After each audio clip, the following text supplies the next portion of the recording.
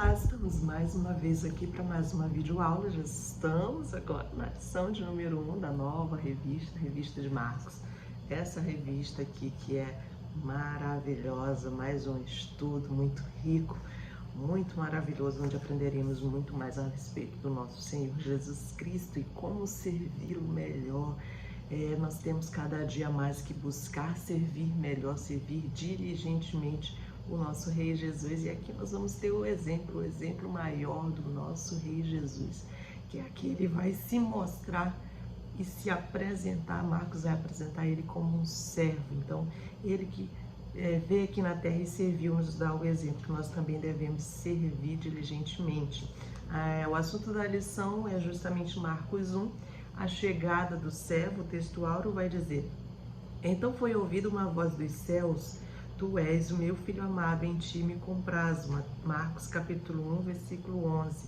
A verdade prática diz: quem confia em Cristo experimenta uma vida de serviço triunfante. Então a gente vê que Jesus veio e ele cumpriu todas as promessas do Antigo Testamento. Quando ele veio como Messias, ele cumpriu justamente essas promessas do Antigo Testamento, e a gente vê que ele não veio aqui como um rei conquistador, que era o que os judeus esperavam naquele tempo, que viesse um rei conquistador, mas não, ele veio, ele se apresentou como servo, e como servo ele ajudou as pessoas, ele falou a respeito do reino de Deus, e além disso, ao dar sua vida em sacrifícios para pagar os nossos pecados, esse foi o maior serviço que ele realizou em prol da humanidade. E veja a importância por causa do exemplo, justamente esse exemplo que Jesus deixou aqui, esse exemplo de servo. Nós também, então, já que Jesus, que é o maior, que é o nosso rei, ele deixou esse exemplo como servo, nós também devemos estar, nos encontrar, nos dispor, devemos estar assim, dispostos a servir a Deus, e também não somente a Deus, também aos nossos semelhantes, que a gente já estudou a respeito disso. A verdadeira grandeza do reino de Cristo pode ser vista no serviço e no sacrifício que Jesus Cristo realizou. As motivações que nós devemos encontrar para fazer a obra de Deus, para servir, não deve ser nunca a ambição, não deve ser nunca o poder, não deve ser nunca o status, ou de repente um cargo, uma posição, não.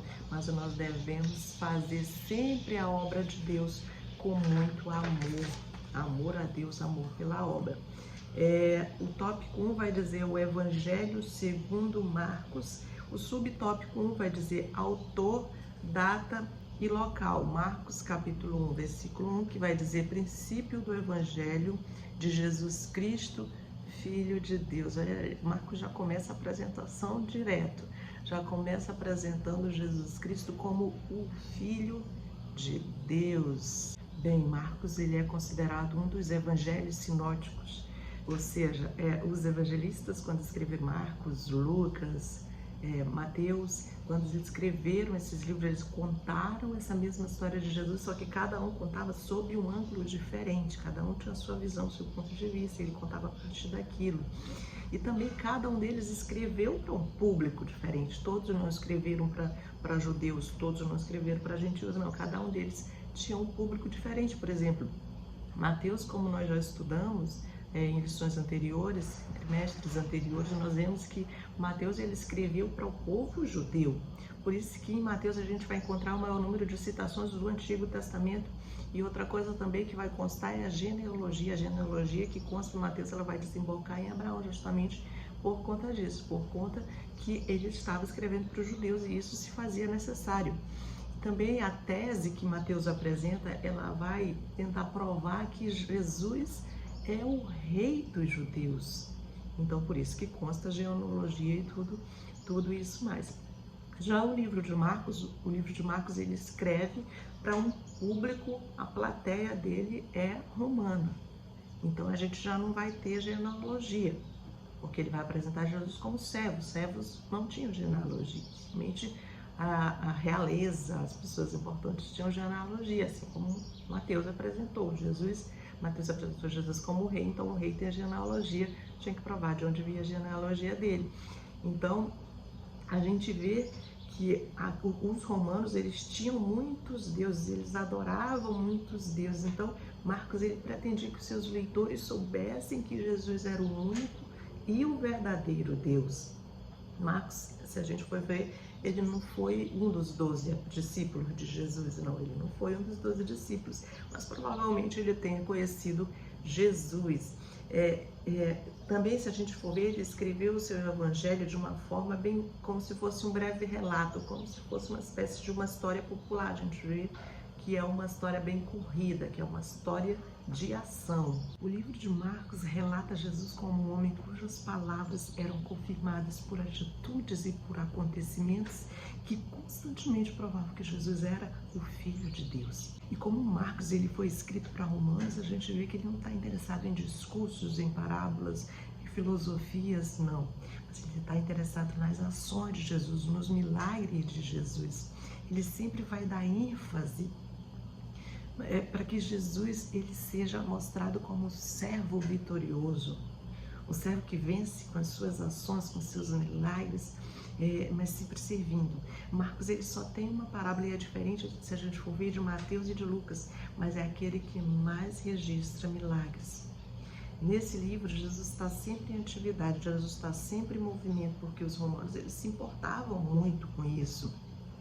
Eles se importavam muito mais com essa atividade, com esse movimento, do que com as filosofias, do que com as palavras, do que com os ensinamentos, do que com discursos, digamos assim. Por isso que Marcos ele apresenta Jesus sempre em movimento, apresenta Jesus sempre em ação, sempre em atividade. E se a gente for ver dos 4 evangelhos, o de Marcos é o que mais obedece uma ordem cronológica, ou seja, ele mostra os acontecimentos na ordem que de fato ocorreram. Apesar de ser o livro mais breve dos 4 evangelhos, o livro de Marcos contém a maioria dos acontecimentos descritos nos outros evangelhos. E ele está repleto de ações, é um livro de ações. E grande parte dos episódios narrados no livro de Marcos ocorreu na Galiléia, que foi onde Jesus iniciou o seu ministério. Cafarnaum foi o ponto de partida e de lá Jesus partiu para outras cidades para falar a respeito de Deus. Falando um pouco mais a respeito de Marcos, é bom frisar que o nome dele como autor do livro não consta no livro de Marcos, não consta dizendo que ele de fato é o autor desse livro, mas como diz o autor da revista, há um consenso unânime dos antigos estudiosos que dizem que seu autor de fato é Marcos, e ele é conhecido como João Marcos porque João é o seu nome judeu e Marcos é o seu nome romano. Então, juntando o nome judeu com o nome romano, fica João Marcos. João Marcos era filho de Maria, que era uma cristã muito hospitaleira, que hospedava ali os cristãos em sua casa. Então, 2 coisas a gente vai entender aqui, a gente vai decorrer aqui. Primeiro, a gente sabe que a família dele era uma família bastarda, a ponto de ter uma casa grande e ao ponto de conseguir reunir a igreja ali na casa deles. Então, eles eram uma família abastada. E a segunda informação que a gente tem aqui, que a gente fica sabendo, é que se ele era filho de Maria, e Maria era a pessoa que acolhia as pessoas ali na sua casa para fazer justamente essas reuniões, então ele era familiarizado com as coisas de Deus, não era alguém que não tinha nenhum conhecimento a respeito de Jesus, ele era familiarizado com as coisas de Deus, certamente ele participava ali daquelas reuniões. E outra informação que o autor da revista aqui vai nos falar é que ele vai participar da primeira viagem com Paulo e com Barnabé. E nessa primeira viagem missionária, na verdade, quando Paulo e Barnabé foram até Jerusalém para levar uma oferta, na volta eles trazem Marcos. E ao levarem João Marcos de Jerusalém até a Antioquia da Síria, que foi de onde partiu a primeira viagem missionária de Paulo, né, como a gente sabe, Marcos, que era um parente de Barnabé, ele acompanha Barnabé e Paulo nessa primeira viagem, ele vai junto, ele vai trabalhar como cooperador, ele vai trabalhar como se fosse uma espécie de auxiliar ali dos líderes, auxiliar de Barnabé e de Paulo. Porém, ele vai desistir dessa viagem quando ele chega lá em Pafos da Panfilha. Quando chega lá, ele desiste dessa viagem e ele retorna. Por conta disso, dessa desistência, João Marcos ele vai ser rejeitado por Paulo na segunda viagem missionária. Na segunda viagem missionária ele diz que quer ir novamente. E Paulo, ele é contra essa ideia, ele rejeita a ideia de Marcos, ele discorda abertamente, na verdade, de Barnabé, né? Barnabé, que é seu parente, que quer levá-lo, que diz que vai levá-lo, e Paulo discorda abertamente. Isso gera ali uma certa discórdia. Justamente Paulo não quer levar ele porque ele havia desistido na primeira viagem, como quem dissesse, eu não quero levar essa pessoa que desiste no meio de uma viagem, que não termina a sua missão, que desiste. Ele discordou em levar, isso gerou um atrito ali com Barnabé. E essa divergência de opiniões levou justamente esses dois grandes missionários a se dividirem em dois grupos. Veja como são as coisas de Deus. Seria apenas um grupo que iria para essa missão, e agora dois grupos se dividem, ou seja, dá para cobrir uma área muito melhor missionariamente. Os missionários conseguem cobrir uma área muito maior, já que vai ser discorrido um esforço maior em dois grupos diferentes, vai cobrir uma parte muito maior de missão. Porém, mais tarde, Marcos, ele se tornou uma pessoa muito importante no ministério de Paulo. Na primeira prisão de Paulo, que foi na prisão em Roma, que nós também já estudamos, na primeira prisão de Paulo, essa primeira prisão ocorreu por perseguição dos judeus. Eles prenderam Paulo, e nessa primeira prisão, que era uma espécie de prisão domiciliar, Marcos vai estar com ele ali naquela primeira prisão.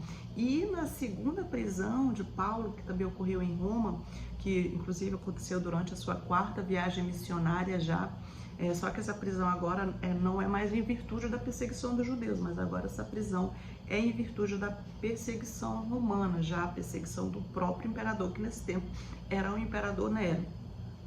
E Paulo, sendo líder da igreja cristã e preso agora, ele é levado para Roma e é lançado agora numa masmorra, não mais numa prisão domiciliar, agora ele é lançado numa masmorra. E ele sabia que ele não sairia de lá com vida, ele sabia que ele seria ali martirizado. E ele vai escrever uma carta para Timóteo, ele vai dizer para Timóteo, lá em 2 Timóteo 4:11, ele vai dizer: quando tu vires, traz contigo João Marcos, porque ele me é muito útil para o ministério. Ou seja, ele tinha sido útil na primeira prisão de Paulo, e agora na segunda prisão de Paulo, Paulo vai requerer novamente a presença dele ali na prisão. E agora Marcos prova ser um cooperador útil, e Paulo reconheceu ele como sendo um bom amigo, como sendo um bom companheiro ali na hora da prisão, reconhecendo ele como um líder cristão de confiança. Olha como ele reconquistou a confiança de Paulo. E o autor da revista também, se a gente for mais um pouco abaixo aqui, nos conta que a tradição cristã aponta Marcos como um intérprete fiel do apóstolo Paulo. Ou seja, é como se Marcos, o filho na fé de Pedro, ele escrevesse esse evangelho pela visão de Pedro, pelos relatos particulares e pessoais que Pedro passou ali para ele. É muito provável que Marcos tenha escrito este evangelho antes da destruição de Jerusalém, porque se a gente for ver, a gente não encontra nenhuma situação que fale da destruição de Jerusalém, nem da expulsão dos judeus de Jerusalém. Então, provavelmente ele escreveu antes da destruição de Jerusalém, que ocorreu no ano 70. Então, é muito provável que o livro de Marcos tenha sido escrito entre os anos 55 e 65 depois de Cristo. O subtópico 2 vai dizer Marcos e os demais evangelhos. Marcos capítulo 10, versículo 45, que diz: pois o próprio Filho do Homem não veio para ser servido, mas para servir e dar sua vida em resgate de muitos. Mais uma vez, Marcos apresentando Jesus como servo, aquele que não veio para ser servido, mas aquele que veio para servir. Marcos provavelmente foi o primeiro livro do Evangelho a ser escrito, servindo de base inclusive para Mateus, para Lucas. Apesar de que, se a gente for ver Mateus, ele foi testemunha ocular dos acontecimentos, então ele teria muito material para escrever a respeito de Jesus. E Lucas, a gente sabe que Lucas foi um investigador, né, que tinha muitas fontes de informação, ele foi atrás das informações, ele investigou. Mas Marcos parece ter sido base de todos esses dois evangelhos. E o autor da revista, que também nos lembra algo que eu achei bem interessante, ele vai nos lembrar que Lucas apresentou Jesus como o Filho do Homem e que foi escrito para o público gentil, a gente sabe, mais especificamente para Teófilo. Em João, Jesus é apresentado como Filho de Deus e o público dele era para novos cristãos ou não cristãos. E ele vai dizer aqui que Mateus apresenta Jesus como rei, a gente sabe que foi escrito para os judeus. Como já foi dito, Marcos ele apresenta Jesus como servo. Por isso que não há genealogia no livro de Marcos, porque os servos não têm genealogia. Mas se a gente for ver, Jesus ele não é servo no sentido de humilhado, no sentido de largado, de pequenininho, não. Jesus é apresentado como um servo vitorioso, um servo poderoso, um servo triunfante, um servo vencedor, aquele que tem poder, aquele que tem autoridade, aquele que diante dele não tem nada impossível. Ele cura os enfermos, ele cura os paralíticos, ele ressuscita os mortos, ele acalma as tempestades. Ele é aquele servo que está sempre em ação. Jesus ele não é apenas aquele que opera milagres, isso também a gente nota em Marcos, mas é aquele que anuncia, é aquele que prega, aquele que fala a respeito do reino de Deus, é aquele que propaga a boa nova do reino de Deus. E em Marcos há um cuidado especial em definir quem é esse Jesus, o Filho de Deus, o Deus Todo-Poderoso. Ele é o servo de Deus, o servo vitorioso. Marcos ele sempre vai estar enfatizando ali as ações de Jesus que provam isso, que provam que Jesus é o Filho de Deus.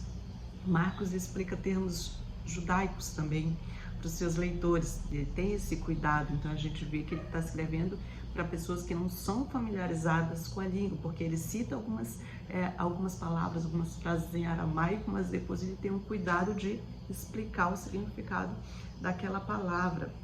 Marcos também se preocupa em explicar os costumes judaicos, a gente vai notar isso também.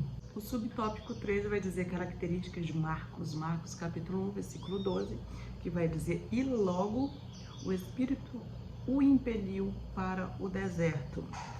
Bem, Marcos apresenta Jesus como servo, nós já falamos isso, e ele escreve para os romanos. E o que evidencia isso, que de fato Marcos escreveu para os romanos, é que Marcos ele enfatiza mais a ação do que os ensinamentos. Ele enfatiza mais as obras de Cristo do que as suas palavras. Porque os romanos, eles não eram muito de filosofia, eles não eram muito de ensinamento, eles não eram muito de palavra, mas eles eram de ação. E esse evangelho, mais do que qualquer um outro, ele dá ênfase a essa ação e à atividade, mais aos milagres do que ao ensino. É isso que a gente nota. Para a gente ter uma ideia, aqui no livro de Marcos, tem registrado 18 milagres e apenas uma parábola. Só para a gente ver como de fato Marcos ele estava enfatizando para a ação, porque o público dele requeria isso. Veja até o cuidado de Marcos ao escrever, né? O Marcos ele não cuidou de falar muito de parábolas, de ensinamento de Jesus, porque ele sabia que o seu público ele se interessava por ação, por estratégia, por luta, por atividade. Então ele vai mostrar que Jesus é o Filho de Deus através dessas ações. Todas as ações, todos os milagres que Marcos descreve, ele aponta para Cristo como sendo o Filho de Deus. Não são apenas histórias, não são apenas contos, não. Ele está contando os acontecimentos que Pedro descreveu para ele, e ele está contando com um intuito, com um propósito de provar através das ações, que era o que interessava para os romanos, que aquele de fato, ele é o Filho de Deus. Então a gente vê que Jesus aqui nesse livro, ele está sempre se movendo de uma ação para outra, curando cegos, curando paralíticos, curando os leprosos, ele está ressuscitando os mortos, ele está acalmando as tempestades. Então ele está sempre em ação, sempre se movimentando. E outra curiosidade que a revista nos apresenta é que a palavra grega traduzida por imediatamente, logo, então e em seguida aparece 40 vezes em Marcos. Inclusive o versículo que nós lemos consta essa palavra quando diz: e logo o Espírito o impeliu para o deserto. Ou seja, ele não tem aquela pausa contando os detalhes, não. Ele vai de uma ação e em seguida e logo vai para outra ação, e logo vai para o deserto, em seguida e imediatamente gente vê que é uma história de ação do começo ao fim. O tópico 3 vai dizer preparativos do servo.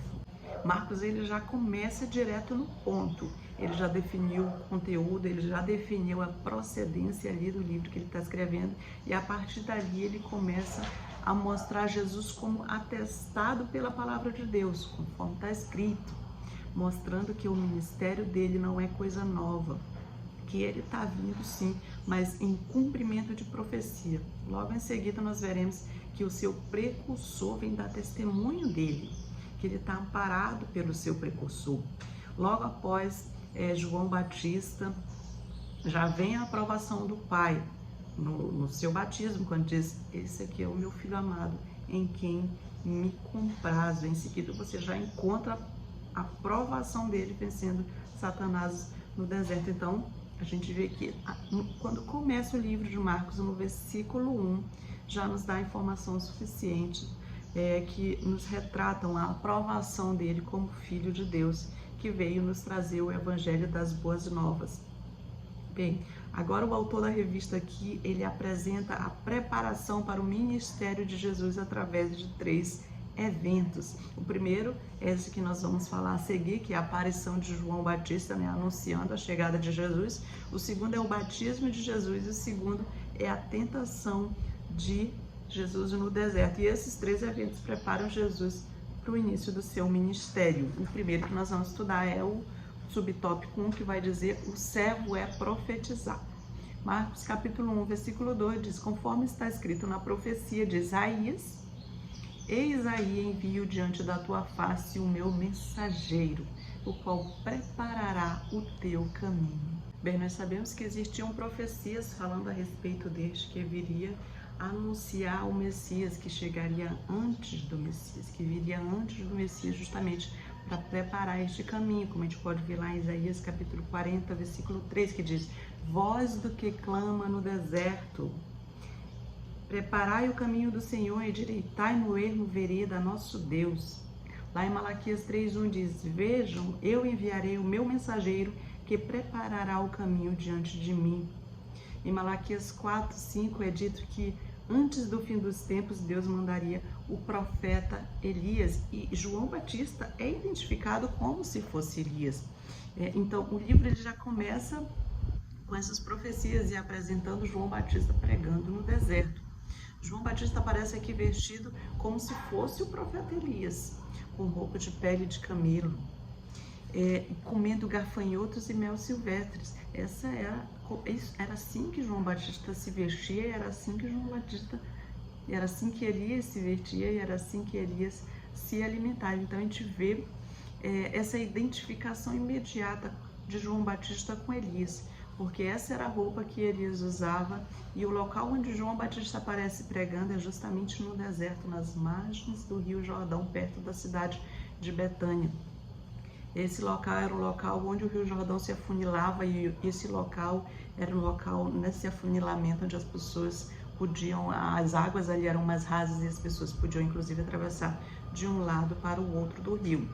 Segundo Marcos nos informa, a pregação de João Batista era que os judeus tinham que se arrepender dos seus pecados para serem batizados, porque o reino de Deus havia chegado e que as promessas feitas a Israel agora estariam se cumprindo, porque embora João Batista batizasse com água, viria aquele que era mais poderoso que ele não era digno de atar as sandálias, que batizaria com o Espírito Santo e com fogo. Quem estava vindo era maior do que João Batista, porque já existia antes de João Batista existir.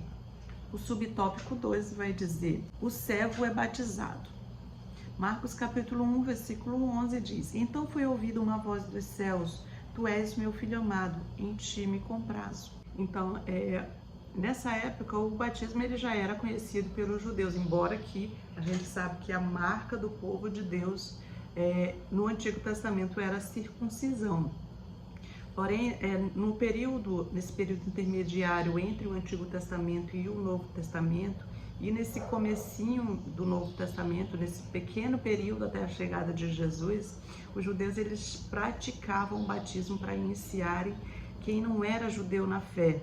Então todo prosélito, ou seja, todo aquele que, digamos assim, todo novo convertido à religião do judaísmo, ele era batizado. Então, o que há de novo aqui é que João Batista, ele está batizando e ele estabelece o arrependimento e a fé no Messias como condição para que aquelas pessoas fossem batizadas. Isso que é apresentado de novo é justamente isso. É que não é o batismo em si, o batismo em si já ocorria, mas é que era necessário para essa pessoa ser batizada, a fé no Messias e o arrependimento dos seus pecados. E justamente no meio daquelas pessoas ali que apareciam para João Batista para serem batizados, aparece justamente Jesus para ser batizado. E Marcos, ele vai registrar Jesus vai aparecer no livro de Marcos já com 30 anos de idade, ou seja, já adulto. E Jesus, nesse momento, ele está vindo de Nazaré para o Jordão, e Marcos diz que João Batista ele não queria batizar Jesus inicialmente, mas depois ele aceita batizá-lo. E quando Jesus é batizado, vem uma voz do céu dizendo: este é o meu filho amado em quem me compraz. O Espírito Santo desce sobre Jesus em forma de pomba, e esse é o segundo evento preparatório para o ministério de Jesus. Jesus ali ele é iniciado e ele toma o lugar de pecador, ele se submete à justiça de Deus. O tópico 3 diz: o servo é tentado. Marcos capítulo 1, versículo 12, que diz: e logo o Espírito o impeliu para o deserto. Você nota que mais uma vez aparece aqui a palavra logo, transcorrendo a ação, nunca para, de uma situação de ação, de uma atividade já rapidamente passa para outra atividade. E esse é o terceiro evento que narra essa parte preparatória de Jesus para o seu ministério, quando ele é levado ao deserto para ser tentado. Os outros evangelhos eles dedicam muito mais tempo falando a respeito da tentação de Jesus, mas Marcos ele é bem sucinto, ele gasta apenas dois versículos falando disso. Ele diz que Jesus foi levado ao deserto para ser tentado logo depois do batismo, e foi tentado estando no deserto, foi tentado pelo diabo ali, onde ele passou no deserto 40 dias, e depois diz que ele estava com feras, lembrando que o deserto de fato é um lugar que tem muitas feras, muitos animais selvagens. Mas Marcos informa que os anjos serviam a Jesus durante esse período. E nesse período houve 3 tentações, conforme nós já sabemos, 3 tentações específicas pelo diabo. O primeiro era para transformar pedra em pão, o segundo era pular do alto do templo, e o terceiro para adorar Satanás e receber os reinos desse mundo. E era necessário que Jesus passasse por isso, porque Jesus é o segundo Adão, conforme o autor da revista vai também nos levar para essa linha de raciocínio. Ele é o representante da nova humanidade, assim como Adão foi tentado no paraíso, caiu, Jesus também tinha que ser provado, mas Jesus ele não caiu, ele resistiu a todas as tentativas do inimigo de fazer ele desobedecer a Deus. E ao contrário do primeiro Adão, no paraíso que caiu na tentação, Jesus agora vence e sai ali vitorioso. O tópico 3 vai dizer início do serviço, o subtópico 1 vai dizer Jesus prega arrependimento. Marcos capítulo 1, versículo 14, que diz: depois de João ter sido preso, foi Jesus para a Galileia pregando o evangelho de Deus. Então a mensagem que Jesus prega não é outra, é arrependimento. Isso fala muito para nós. Qual a mensagem que eu devo pregar? Prega arrependimento, fala de arrependimento. Através do arrependimento, a pessoa se entrega para Cristo. Se ela se arrepende dos seus pecados, ela quer se voltar para Cristo, quer fazer o que é certo. Então, João aqui, ele é preso, e após esses acontecimentos, na verdade, ele é preso e decapitado pelo rei Herodes, né? João Batista, ele sai agora de cena e o foco fica inteiramente em Jesus Cristo. A Galileia, onde Jesus começa o seu ministério, era ao norte da região onde ele teve o seu batismo. Era uma região muito desprezada, porque os galileus eles moravam nas proximidades com o povo gentil, por isso que ele era um povo muito desprezado. E os judeus de puro sangue, digamos assim, da Judéia, eles desprezavam completamente a Galileia. Então a gente vê já Jesus sempre vindo ali dos pequenos, dos menores. Até me fez lembrar aqui que na escolha do segundo rei de Israel, quando os filhos de Jessé foram apresentados a Samuel, Samuel pensou, Deus escolheu esse porque este é grande, este é formoso, este é belo. Mas Deus fala para ele: olha, eu não olho como você olha, eu não olho para a aparência, eu olho para o que está dentro do coração.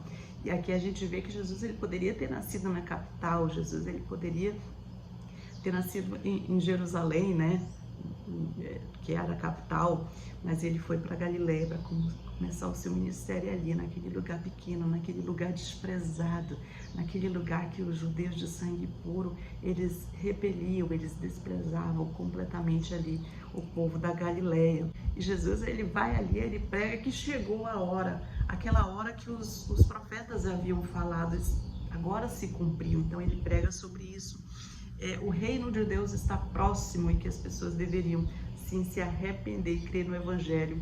E na boa notícia que esse Evangelho leva, né, que o reino de Deus havia chegado com ele, com o nosso Senhor Jesus Cristo. Ele estava trazendo o reino de Deus para nós, e essa era a condição para que as pessoas fossem salvas: o arrependimento e crer que Jesus era o Salvador, o Messias que trouxe esse reino. O reino de Deus estava próximo e eles podiam entrar nele imediatamente, justamente mediante o arrependimento e a fé em Jesus. E era isso que Jesus pregava. O subtópico 2 de Jesus chama cooperadores. Marcos capítulo 1, versículo 17 vai dizer: disse-lhe Jesus: vinde após mim e eu vos farei pescadores de homens. Então agora Jesus, ele começa a pregar, Jesus começa a falar, Jesus começa a chamar, ele começa a chamar justamente pessoas para o seguirem, para aprenderem com ele. Lá no versículo 16 a gente vai ver o chamado de 4 pescadores, que foi Simão e André, que são irmãos, e de Tiago e João, que também eram irmãos. E o que eles tinham em comum é que todos eles eram pescadores. Ali nas margens do Mar da Galileia, que foi onde Jesus começou o seu ministério.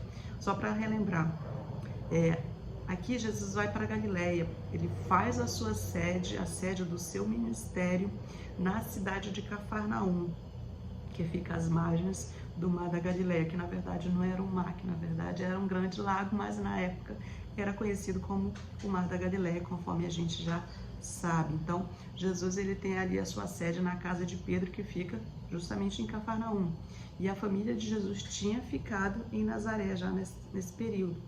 E Jesus agora, ele foca em Cafarnaum e na região ao redor do Mar da Galileia, porque tinham muitas cidades que ficavam ali ao redor do Mar da Galileia, e ali era uma área que tinha muitos pescadores.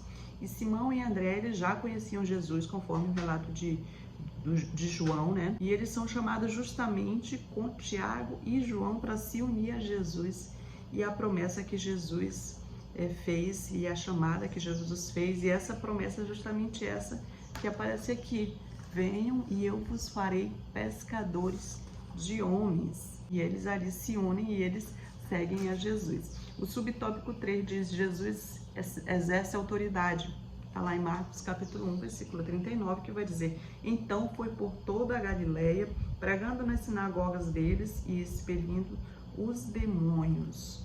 E Jesus entra agora no sábado numa sinagoga para falar a respeito do reino de Deus, e aparece ali um homem endemoniado na sinagoga e começa a dizer que Jesus é o Filho de Deus.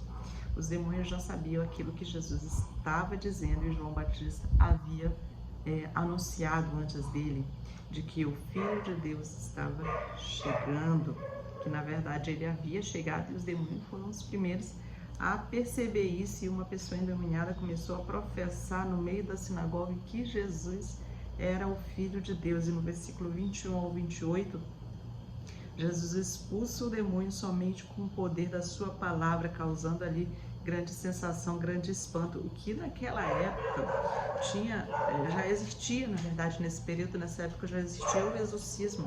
Os judeus já praticavam o exorcismo, não era algo completamente diferente. Só que o exorcismo que os judeus conheciam, ele durava 7 dias para ocorrer. Então, os sacerdotes, eles pegavam ali o objeto daquela pessoa e eles oravam em nome de Yahvé. Os sacerdotes faziam todo o cerimonial, só que durava 7 dias para expulsar esse demônio. Por isso o espanto, quando na sinagoga Jesus chega com o poder da sua palavra, imediatamente, naquele mesmo instante, o demônio sai. Por isso que teve tanto espanto, porque Jesus expulsou esse demônio justamente na hora, e todo o povo ali começa a se perguntar: quem é esse? quem é esse homem que expulsa somente com o poder da sua palavra? Lembrando que um dos temas centrais de Marcos é justamente esse, é a identidade de Jesus. Então, o segredo messiânico começa nesse milagre de Jesus, que Jesus faz ali, já já causa todo esse espanto no povo, e a partir dali Jesus começa o seu ministério itinerante, nas vilas, nas cidades ao redor da Galileia, que tinham muitas cidades ali ao redor da Galileia, do Mar da Galileia, pregando nas sinagogas, expulsando demônio, curando doente, anunciando a chegada do reino de Deus. E isso que Jesus fez durante quase 2 anos ali na região da Galileia. Ele ia nas sinagogas, ele ia nas cidades, ele ia nos campos, e onde ele podia, ele expulsava demônios, ele curava enfermos, fazia milagres, anunciava a chegada do reino de Deus. Enquanto isso, ele estava também chamando os seus discípulos. E o próximo episódio aqui que vai aparecer na sequência do livro de Marcos é a cura da sogra de Pedro, que está lá no versículo 29 ao 39. E Jesus cura a sogra de Pedro, depois cura muitas outras pessoas em Cafarnaum, é o que Marcos vai dizer, e ele sai visitando as cidades de Naim, a cidade de Caná, de Betsaida, de Genezaré, de Tibéria, de Corazim, que eram cidades que estavam ali ao redor do Mar da Galileia. Como eu disse, haviam muitas cidades ao redor do Mar da Galileia. Ele não fica o tempo todo em Cafarnaum, mas ele é um itinerante, porque ele entendia que a vontade do Pai é que o Evangelho, as boas novas do reino de Deus, fosse pregado para o maior número de pessoas. E ele começa a proibir os demônios de dizer que ele era o Filho de Deus. O próximo evento é a cura de um leproso, que está no verso 40 ao 45. E o destaque está no fato de que Jesus, ele manda o leproso ir para Jerusalém para se apresentar para os sacerdotes, e fala para ele não contar nada para ninguém de quem o havia curado, não espalhar. Só que esse homem, ele vai e espalha para todo mundo que quem curou ele foi Jesus de Nazaré. E depois disso, Jesus, ele já não podia mais caminhar em público, e ele procurava os lugares desertos. Veja que primeiro ele proibiu os demônios de falar quem ele era, e agora ele começa a proibir pessoas de falar que ele era, porque ele ainda não queria ainda que a sua identidade fosse revelada, porque o povo naquele tempo, eles estavam esperando um líder que libertasse eles do poder de Roma. Então eles não esperavam um líder, um Messias, de acordo com a palavra de Deus. Então Jesus, ele, por conta disso, estava esperando o momento certo de revelar a sua identidade. E na aplicação pessoal, vou ler aqui que achei bem interessante, de Jesus cumpriu seu ministério terreno com total disposição, fidelidade e obediência. Sejam esses também nossos atributos na qualidade de servos de Deus e seguidores de Cristo. Então, Jesus, ele se apresenta aqui como servo, e nós também devemos nos apresentar como servos. Ah, mas o meu cargo é alto, as pessoas têm que me respeitar, têm que fazer as coisas para mim. Não, nós estamos aqui todos na condição de servos do Deus vivo, devemos servir uns aos outros. Então, Jesus aqui está dizendo que ele cumpriu o seu ministério com disposição, fidelidade e obediência, que nós também possamos cumprir aquilo que foi entregue nas nossas mãos, também com a mesma total disposição, com a mesma fidelidade, com a mesma obediência, porque muitas vezes nós olhamos as dificuldades, porque toda vez que você coloca ali, se dispõe a fazer algo para o Senhor, aparecem muitas dificuldades, aparecem muitas dificuldades mesmo, muitas provações que vêm ali para às vezes até te tentar parar, mas nós devemos mostrar a nossa total disposição e não criar desculpa. Ah, mas eu trabalho, eu não tenho tempo porque eu tenho que fazer isso em casa, porque eu tenho desculpas, tem muitas, mas nós temos que mostrar a nossa total disposição e obediência e fazer a obra de Deus, porque a obediência é quando nós obedecemos, e ir por todo mundo, pregar o evangelho a toda criatura. O mundo só vai ouvir falar, todo mundo só vai ouvir falar de Deus se cada um de nós falar a respeito de Deus. Se cada um de nós obedecer o ide de Deus, todo esse mundo vai ouvir falar a respeito do evangelho do nosso Senhor Jesus Cristo, e vai não apenas ouvir falar que Jesus cura, salva e liberta, mas vai conhecer, porque nós vamos passar esse conhecimento para quem estiver próximo de nós. Imagina se cada cristão obedecesse o ídolo do Senhor, quantas pessoas mais não seriam ganhas para o reino de Deus? Então vamos trabalhar diligentemente nisso, vamos trabalhar com afinco, que sejamos imitadores de Cristo. Ele foi servo, que sejamos também imitadores dele, sendo servos, servindo. E assim ficamos por aqui nessa lição simplesmente maravilhosa, riquíssima da palavra de Deus, onde nós aprendemos um pouco mais a respeito do nosso Senhor Jesus Cristo. E assim terminamos. Não esqueçam de se inscrever no canal. Se inscrevam no canal, nós temos poucos inscritos, infelizmente. Nós podemos aumentar esse número de inscritos. Divulgue esse vídeo para outras pessoas que vocês acham que precisam, para os grupos das igrejas, das escolas bíblicas dominical, para que o nosso canal cresça um pouco. Não esqueçam de comentar também, é muito importante, curtir o vídeo. E não esqueçam o mais importante, de pedir a ajuda do doce Espírito Santo toda vez que forem lecionar, porque é Ele que nos faz lembrar, Ele que nos ajuda a entender, a compreender.